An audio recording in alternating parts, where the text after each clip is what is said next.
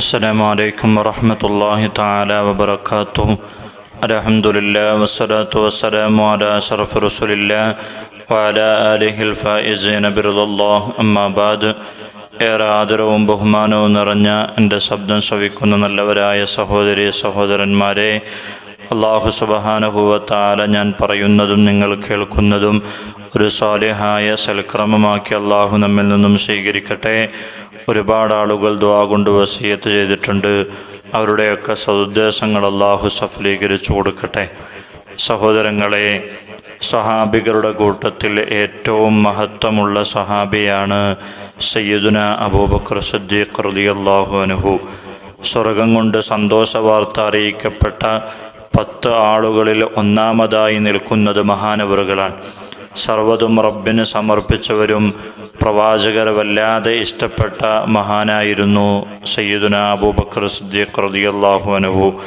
മഹാനവറുകൾക്ക് സിദ്ദീഖ് എന്ന സ്ഥാനപ്പേര് ലഭിക്കാൻ കാരണം നബിയുടെ മുഅ്ജിസത്തായ ഇസ്റാ മിഅ്റാജ് എല്ലാവരും എതിർത്ത സമയത്ത് നബി തങ്ങൾ അങ്ങനെ പറഞ്ഞു, എന്നാൽ അത് ഞാൻ വിശ്വസിച്ചിരിക്കുന്നു, അത് സത്യമായിരിക്കും എന്ന് മഹാനവറുകൾ പറയുകയും ഇതറിഞ്ഞ പ്രവാചകർ സല്ലല്ലാഹു അലൈഹി വസല്ലമ തങ്ങൾ പേര് വെച്ചതാണ് സിദ്ദീഖ് എന്നുള്ളത്, അഥവാ സത്യസന്ധൻ എന്നുള്ളത്. ഒരിക്കൽ പ്രവാചകർ സല്ലല്ലാഹു അലൈഹി വസല്ലമ തങ്ങൾ യുദ്ധത്തിൻ്റെ ആവശ്യത്തിന് വേണ്ടി സ്വഹാബികളോട് തങ്ങൾക്ക് കഴിയുന്ന അത്രയും സമ്പത്ത് കൊണ്ടുവരാൻ പറയുകയും അങ്ങനെ എല്ലാവരും സമ്പത്ത് കൊണ്ടുവരികയും സമ്പത്ത് കൊണ്ടുവരുന്ന സമയത്ത് മഹാനായ ഉമർ ഇബ്നു ഖത്താബ് തങ്ങൾ വിചാരിച്ചു, എല്ലാ ദിവസവും അബൂബക്കറാണ് എപ്പോഴും മുൻപന്തിയിലെത്താറുള്ളത്, അതുകൊണ്ട് തന്നെ ഇന്നെങ്കിലും എനിക്ക് ജയിക്കണമെന്ന് വിചാരിച്ചുകൊണ്ട് തൻ്റെ വീട്ടിലുള്ള സമ്പത്ത് മുഴുവനും ഒരുമിച്ച് കൂട്ടിയിട്ട് അതിനെ 2 ഭാഗമാക്കുകയും ഒരു പകുതി വീട്ടിൽ വെക്കുകയും മറ്റേ പകുതി അള്ളാഹുവിൻ്റെ റസൂലിൻ്റെ അടുക്കലേക്ക് കൊണ്ടുവരികയും ചെയ്തു. വലിയ ഒരു കെട്ടുമായിട്ടാണ് മഹാനായ ഉമർ ഇബ്നു ഖത്താബ് തങ്ങൾ വന്നത്. ഉമർ ഇബ്നു ഖത്താബ് തങ്ങളോട് ചോദിച്ചു, അള്ളാഹുവിൻ്റെ റസൂല്, എന്താണ് ഉമറെ നീ നിൻ്റെ വീട്ടിൽ ബാക്കി വെച്ചത് എന്ന് ചോദിച്ചപ്പോൾ മഹാനായ ഉമർ ഇബ്നു ഖത്താബ് തങ്ങൾ പറഞ്ഞു, സമ്പത്തിൻ്റെ പകുതി ഭാഗം എൻ്റെ വീട്ടിൽ വെച്ചിട്ടുണ്ട് എന്ന് മഹാനവറുകൾ പറയുകയാണ്. അങ്ങനെ എല്ലാവരും ഇങ്ങനെ കൊണ്ടുവന്നു. എല്ലാവരുടെയും കെട്ട് മഹാനായ ഉമർ ഇബ്നു ഖത്താബ് തങ്ങളുടെ കെട്ടിനേക്കാൾ ചെറുതാണ്. അങ്ങനെ അവസാനം മഹാനായ അബൂബക്കർ സിദ്ദീഖ് റളിയല്ലാഹു അൻഹു കടന്നു വരികയാണ്. സിദ്ദീഖ് റളിയല്ലാഹു അൻഹുവിൻ്റെ കയ്യിലുള്ളത് ചെറിയൊരു ഭാണ്ഡക്കെട്ടാണ്. ആ സമയത്ത് ഉമർ ഇബ്നു ഖത്താബ് തങ്ങൾ സന്തോഷിച്ചു. കാരണം വേറൊന്നും കൊണ്ടുമല്ല, മറിച്ച് എന്നേക്കാൾ കൂടുതലായിട്ടില്ലല്ലോ, ഇന്നെങ്കിലും എനിക്ക് ജയിക്കാലോ എന്ന് വിചാരിച്ചുകൊണ്ട് മഹാനവറുകൾ സന്തോഷിക്കുന്ന സമയത്ത് മഹാനവറുകളോട് അല്ലാഹുവിൻ്റെ റസൂൽ സല്ലല്ലാഹു അലൈഹി വസല്ലം തങ്ങൾ ചോദിക്കുകയാണ്, അബൂബക്കറെ എന്താണ് നിൻ്റെ വീട്ടിൽ ബാക്കി വെച്ചിട്ടുള്ളത് എന്ന് ചോദിക്കുന്ന സമയത്ത് മഹാനവറുകൾ പറയാണ്, അള്ളാഹുവും അവൻ്റെ റസൂലും മാത്രമാണ് അവിടെ ബാക്കിയുള്ളതൊക്കെ ഞാനിവിടെ എടുത്തിട്ടുണ്ട് എന്ന് മഹാനായ അബൂബക്കർ സിദ്ദീഖ് റളിയല്ലാഹു അൻഹു പറഞ്ഞപ്പോൾ മഹാനായ ഉമർ ഇബ്നു ഖത്താബ് തങ്ങൾക്ക് മനസ്സിലായി, ഒരിക്കലും അബൂബക്കറിനെ ജയിക്കാൻ എനിക്കാവില്ല, എനിക്ക് എന്നല്ല മറിച്ച് ഒരാൾക്കുമാവില്ല എന്ന് മഹാനവറുകൾ അവിടെ നിന്ന് മനസ്സിലാക്കുകയാണ്. അല്ലാഹുവിൻ്റെ റസൂൽ സല്ലല്ലാഹു അലൈഹി വസല്ലം തങ്ങൾ പറഞ്ഞിട്ടുണ്ട്, മാ ത്വലഅത്തി ശംസു വലാ ഗർബത്ത് ബഅദൻ നബിയ്യീന വൽ മുർസലീന അലാ അഫ്ളൽ മിൻ അബീ ബക്കർ. നബിമാരും അതേപോലെ തന്നെ മുർസലീങ്ങൾക്കും ശേഷം ഈ ലോകത്തേക്ക് അബൂബക്കർ സിദ്ദീഖ് റളിയല്ലാഹു അൻഹുവിനേക്കാൾ ശ്രേഷ്ഠരായ ഒരാളും ഇവിടെ ഉദിച്ചിട്ടില്ല എന്ന് മഹാനായ പ്രവാചകർ സല്ലല്ലാഹു അലൈഹി വസല്ലം തങ്ങൾ അബൂബക്കർ സിദ്ദീഖ് റളിയല്ലാഹു അൻഹുവിനെ കുറിച്ച് പറഞ്ഞിട്ടുണ്ട്.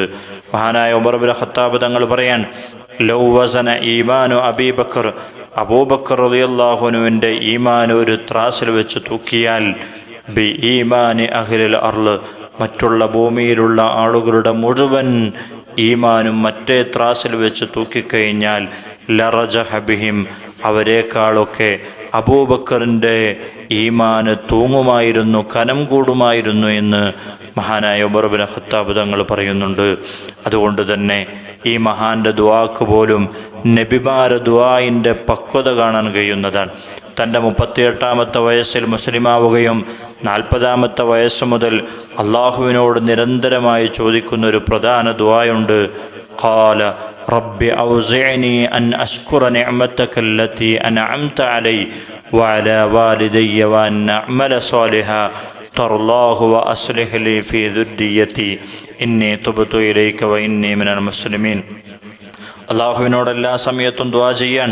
റബ്ബി ഔസിഅനി അൻ അശ്കുറ നിഅമതിക, നിൻ്റെ അനുഗ്രഹങ്ങൾക്ക് ശുക്ർ ചെയ്യാൻ എന്നെ നീ പ്രചോദനം ചെയ്യണമേ.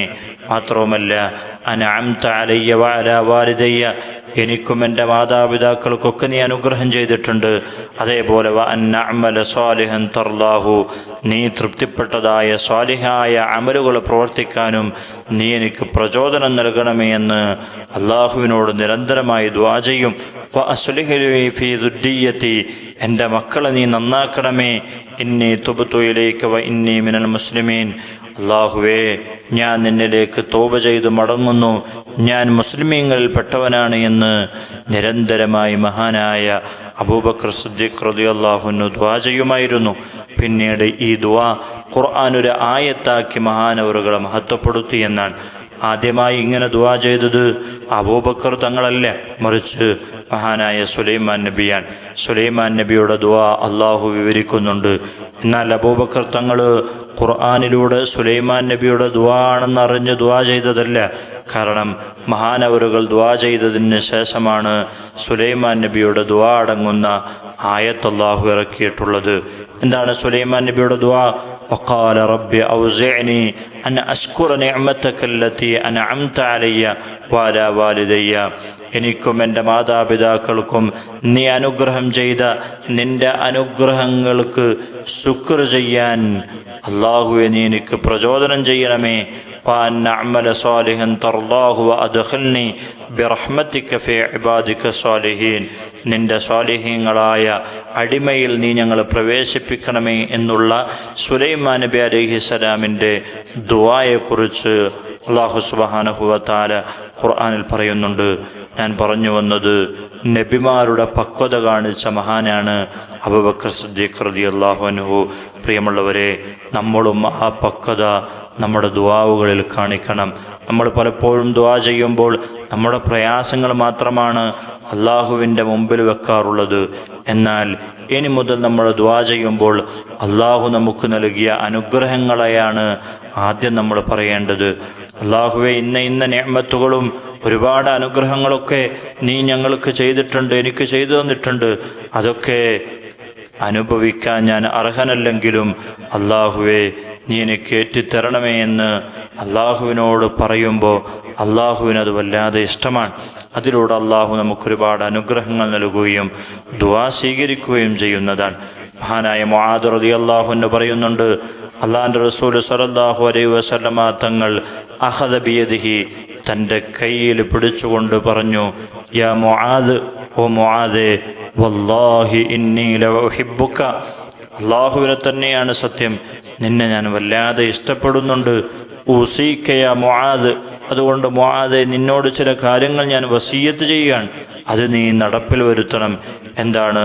ലാ തദഅന്ന ഫീ ദുബരി കുല്ലി സ്വലാത്തിൻ, എല്ലാ നിസ്കാരങ്ങൾക്ക് ശേഷവും ഉടനെ തന്നെ നീ ഒഴിവാക്കാൻ പറ്റാത്ത ഒരു അമൽ ഞാൻ നിനക്ക് പറഞ്ഞു തരാം, ഒരു ദുആ പറഞ്ഞു തരാം. ആ ദുആ നീ ചൊല്ലിക്കഴിഞ്ഞാൽ എൻ്റെ പ്രയാസങ്ങൾ മാറുന്നതാണ്, എൻ്റെ രോഗങ്ങൾ ശഫിയാകുന്നതാണ്. നീ എന്ത് പറഞ്ഞാലും അള്ളാഹു ദുആ സ്വീകരിക്കുന്നതാണ്. ഏതാണ്?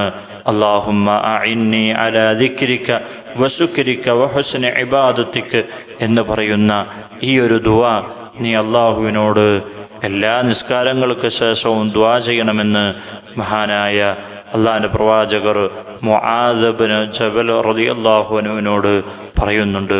പ്രിയമുള്ളവരെ, നമ്മൾ ഈ ദുആ അള്ളാഹുവിനോട് നിരന്തരമായി നിസ്കാരശേഷം ദുആ ചെയ്യുകയും അതേപോലെ അള്ളാഹു നമുക്ക് നൽകിയ നിഅമത്തുകൾ പറഞ്ഞുകൊണ്ട് അള്ളാഹുവിനോട് ദുആ ചെയ്യുക.